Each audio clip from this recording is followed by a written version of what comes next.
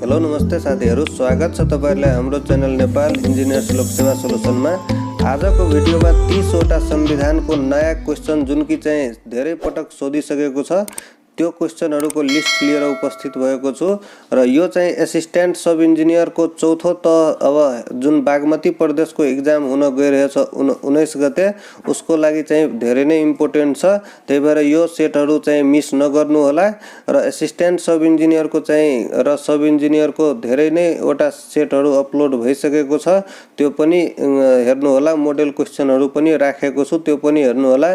साथसाथै यो संविधानको चाहिँ त्यसमा इन्क्लुड छैन, यो नयाँ सिलेबसमा चाहिँ संविधानको कुराहरु इन्क्लुड गरेको छ, त्यो पनि हेर्न नबिर्सनु होला। यो क्वेशनहरु प्रशासन तर्फको चाहिँ सोधिएको क्वेशनहरुको लिस्ट लिएर उपस्थित भएको छु। अब क्वेशन नम्बर 32 देखि आज स्टार्ट गर्छौं। क्वेशन नम्बर 32 मा के रहेको छ, नेपालको संविधानमा कतिवटा धारा छन्? क मा छ 335 वटा, ख मा छ 308 वटा, ग मा छ 304 वटा, घ मा छ 306 वटा। तो 32 को चाहिँ सही उत्तर हुन्छ तपाईको ख, 308 वटा धारा रहेको छ। अब क्वेशन नम्बर 33 मा के छ, नेपालमा प्रादेशिक पहिचान सहितको नागरिकताको व्यवस्था कति धारामा गरिएको छ त? क मा छ 10, ख मा छ 11, ग मा छ 12, घ मा छ 13। तो 33 को चाहिँ सही उत्तर हुन्छ तपाईको क, धारा 10 मा चाहिँ नेपालको प्रादेशिक पहिचान सहितको नागरिकताको व्यवस्था कति धारामा गरिएको छ त? 10 धारामा। अब क्वेशन नम्बर 34 मा के छ, नेपाल भित्र फेला परेको पितृत्व र मातृत्वको ठेगाना नभएको व्यक्तिलाई कस्तो नागरिकता प्रदान गर्न सकिने व्यवस्था छ? क मा छ अंगीकृत, ख मा छ वंशज, ग मा छ जन्मको, घ मा छ कुनै पनि हैन। तो 34 को चाहिँ सही उत्तर हुन्छ तपाईको ख, वंशजको। नेपाल भित्र फेला परेको पितृत्व र मातृत्वको ठेगाना नभएको व्यवस्थालाई वंशजको नागरिकता प्रदान गर्न सकिने व्यवस्था छ। अब क्वेशन नम्बर 35 मा के छ, नेपालको संविधानले प्रत्येक नागरिकलाई आधारभूत तहसम्मको शिक्षा डट हुने व्यवस्था गरिएको छ। अनिवार्य, ख मा छ निशुल्क, ग मा छ अनिवार्य र निशुल्क, घ मा छ मातृभाषामा। तो 35 को चाहिँ सही उत्तर कुन हुन्छ? 35 को सही उत्तर ख हुन्छ। नेपालको संविधानले प्रत्येक नागरिकलाई आधारभूत तहको सम्मको शिक्षा निशुल्क हुने व्यवस्था गरिएको छ। अब क्वेशन नम्बर 36 मा के छ, लैंगिक भेदभाव बिना समान वंशीय हक हुने व्यवस्था कुन मौलिक हकमा गरिएको छ? लैंगिक भेदभाव बिना समान वंशीय हक हुने व्यवस्था कुन मौलिक हकमा गरिएको छ त? क मा छ समानताको हक, ख मा छ सम्पत्तिको हक, ग मा छ महिला हक, अनि घ मा छ आवासको हक। तो 36 नंबर को चाहिँ सही उत्तर कुन हुन्छ? 36 को सही उत्तर ग हुन्छ, महिलाको हक। लैंगिक भेदभाव बिना समान वंशीय हक हुने व्यवस्था महिलाको हकमा चाहिँ गरिएको छ। अब क्वेशन नम्बर 37 मा के छ, संघीय लोकतान्त्रिक गणतन्त्र नेपालको मूल संरचना कति तहको हुने व्यवस्था छ? संघीय लोकतान्त्रिक गणतन्त्र नेपालको मूल संरचना कति तहको हुने व्यवस्था छ त? क मा छ 1, ख मा छ 2, ग मा छ 3, घ मा छ 4। तो 37 को सही उत्तर हुन्छ ग, 3 हुन्छ। यसको चाहिँ गणतन्त्र नेपालको मूल संरचना 3 तहको हुने व्यवस्था छ। अब क्वेशन नम्बर 38 मा छ, नेपालको संविधानमा संघको अधिकार कहाँ उल्लेख गरिएको छ? संघको अधिकार क मा छ अनुसूची 5, ख मा छ अनुसूची 6, ग मा छ अनुसूची 7, घ मा छ अनुसूची 8। तो 38 को चाहिँ सही उत्तर हुन्छ तपाईको क, अनुसूची 5 मा नेपालको संविधानमा संघको अधिकार कहाँ उल्लेख गरिएको छ त? अनुसूची 5 मा। अब क्वेशन नम्बर 39 मा के छ, नेपालको संविधानमा प्रदेशको अधिकार कहाँ उल्लेख गरिएको छ त? नेपालको संविधानमा प्रदेशको अधिकार कहाँ उल्लेख गरिएको छ? क मा छ अनुसूची 5, ख मा छ अनुसूची 6, ग मा छ अनुसूची 7, घ मा छ अनुसूची 8। तो 39 को चाहिँ सही उत्तर हुन्छ तपाईको ख, अनुसूची 6 मा। साथीहरु तपाईहरुलाई कुनै टपिकमा भिडियो चाहिएको छ भने तपाईहरु आफ्नो राय चाहिँ कमेन्टमा राख्न सक्नुहुन्छ र त्यो टपिकमा म भिडियो बनाउने कोसिस गर्छु। त्यही भएर हाम्रो च्यानलसँग जुड्नु होला र लोकसेवा चाहिँ जुनसुकै नेपालको जुनसुकै ठाउँमा भए पनि लोकसेवा चाहिँ तयारी गर्न सक्नुहुन्छ। त्यही भएर अब क्वेशन नम्बर 40 मा के छ, नेपालको संविधानमा संघ र प्रदेशको साझा अधिकार कहाँ उल्लेख गरिएको छ त? संघ र प्रदेशको साझा अधिकार अनुसूची 5 मा छ कि अनुसूची 6 मा छ कि अनुसूची 7 मा छ कि अनुसूची 8 मा? त 40 को चाहिँ सही उत्तर हुन्छ ग। 40 को सही उत्तर अनुसूची 7 मा चाहिँ संघ र प्रदेशको साझा अधिकारको बारेमा उल्लेख गरिएको छ। अब क्वेशन नम्बर 41 मा के छ, नेपालको संविधानमा स्थानीय तहको अधिकार कहाँ उल्लेख गरिएको छ? स्थानीय तहको अधिकार कहाँ उल्लेख गरिएको छ त? अनुसूची 5 मा कि अनुसूची 6 मा कि अनुसूची 7 मा कि अनुसूची 8 मा? त 41 नम्बर को चाहिँ सही उत्तर हुन्छ घ, अनुसूची 8 मा।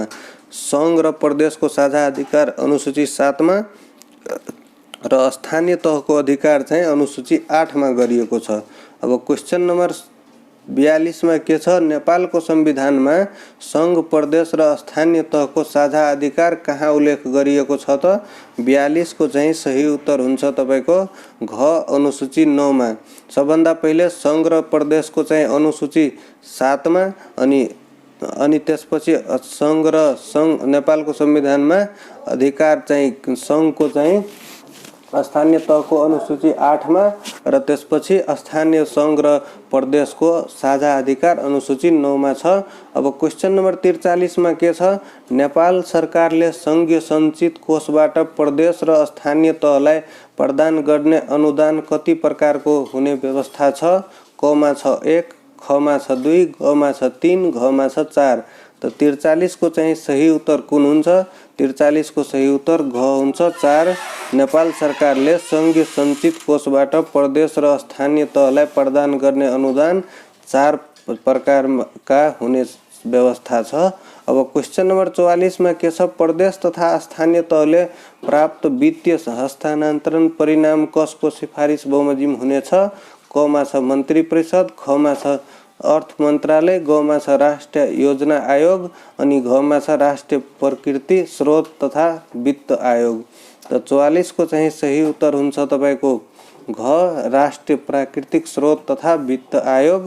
अब क्वेशन नम्बर 45 मा के छ, अवशिष्ट अधिकार कुन तहमा रहने व्यवस्था छ?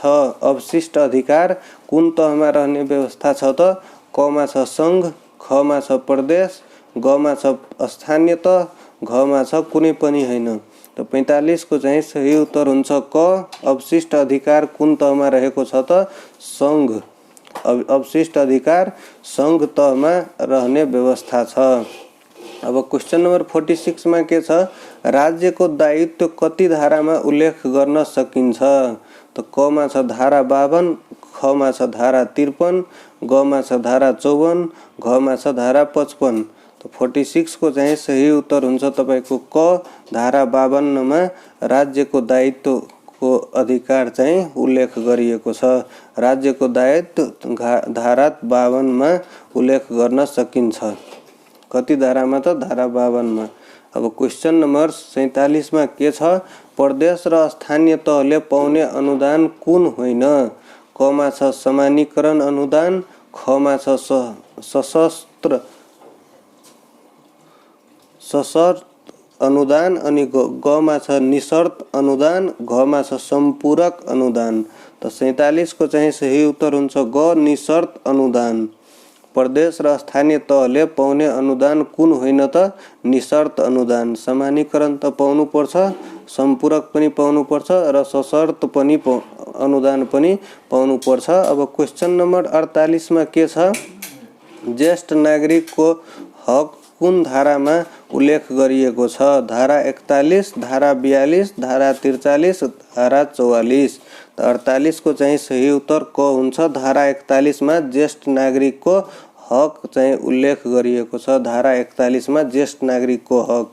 अब क्वेशन नम्बर 49 मा के छ, तलका मध्ये कुन समुदायको मौलिक अधिकार भित्र पर्दछ? तलको मध्ये कुन समुदायको मौलिक अधिकार भित्र पर्दछ त?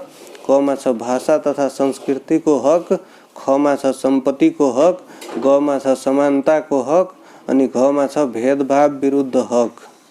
त 49 को चाहिँ सही उत्तर हुन्छ क, भाषा र संस्कृतिको हक समुदायको मौलिक अधिकार भित्र पर्दछ।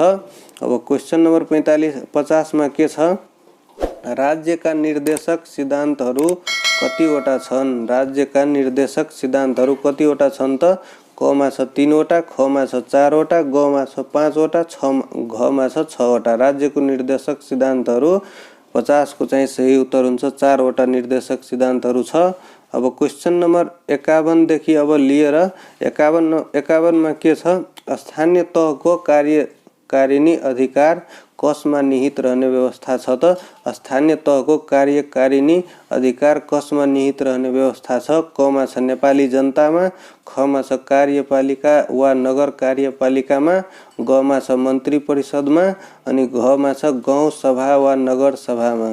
त 51 को चाहिँ सही उत्तर हुन्छ कार्यपालिका वा नगरपालिकामा चाहिँ निहित रहेको व्यवस्था छ। हस्त साथीहरू, आजको भिडियोमा 51 सम्म डिस्कस गरियो हामीहरू। अब टोटल चाहिँ भिडियो हेर्नु भएको छैन भने फर्स्ट पार्ट पनि हेर्नु होला, सेकेन्ड पार्ट पनि हेर्नु होला र यो चाहिँ अब 52 देखि लिएर 80 वटा थर्ड पार्टमा चाहिँ अपलोड हुन्छ र यो चाहिँ सोधिएको प्रश्नहरूको चाहिँ मात्रै कलेक्सन हो र यस्ता क्वेशनहरू प्रशासनमा धेरै पटक सोधेको क्वेशनहरू हो। यस्तै क्वेशन प्रशासनकै क्वेशन सिलेबस चाहिँ उठाएर पनि असिस्टेन्ट सब इन्जिनियरमा चाहिँ एउटा टपिक राखेको छ, संविधान वाला टपिक, अनि यो चाहिँ लेजिस्लेसन वाला टपिक हो। यसबाट चाहिँ क्वेशन आउने सम्भावना हुन सक्छ। त्यही भएर यस्तै टाइपको क्वेशनहरू हेर्नको लागि हाम्रो च्यानललाई चाहिँ सब्स्क्राइब गर्नु होला र भिडियो राम्रो लागेमा भिडियोलाई पनि लाइक गर्नु होला। हस्त साथीहरू, धन्यवाद।